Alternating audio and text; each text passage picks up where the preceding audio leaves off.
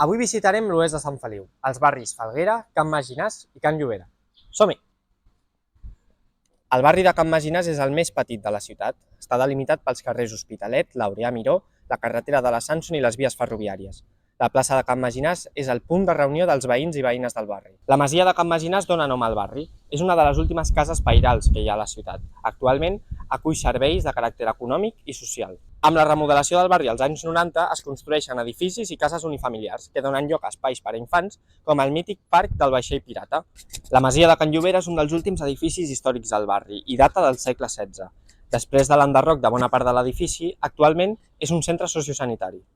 El carrer Pou de Sant Pere és un dels carrers mil·lenaris de la ciutat, conegut popularment com el carrer de les Pulmonies. Anteriorment s'hi ubicava una capella i un antic pou. El mercat municipal, conegut popularment com la plaça, va obrir el 1884 en el si d'un edifici modernista, convertint-se en el pol de l'activitat econòmica de la ciutat.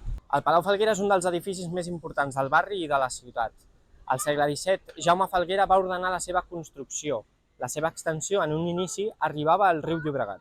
L'Ajuntament va adquirir la finca als anys 90 i actualment acull diferents serveis, com l'Escola Municipal de Música o equipaments educatius. El Palau Falguera compta amb un llac, una font i diverses escultures, així com amb una zona enjardinada.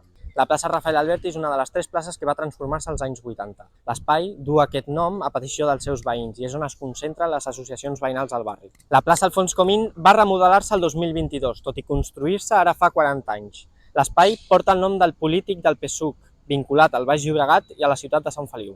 La piscina municipal de l'Escorxador és un dels punts de trobada dels veïns. Després de gairebé 50 anys fent servei com a escorxador a la ciutat, va reconvertir-se en un centre polivalent. Actualment acull el Centre Cultural Blanca Verdiguera. El Parc del Llobregat és el gran pulmó verd de la ciutat. La seva reforma va incloure les propostes del Consell d'Infants i compta amb una àrea d'expressió artística, una àrea de joc i una àrea esportiva. El barri Falguera es troba en una zona privilegiada, al costat del Parc Agrari del Baix Llobregat.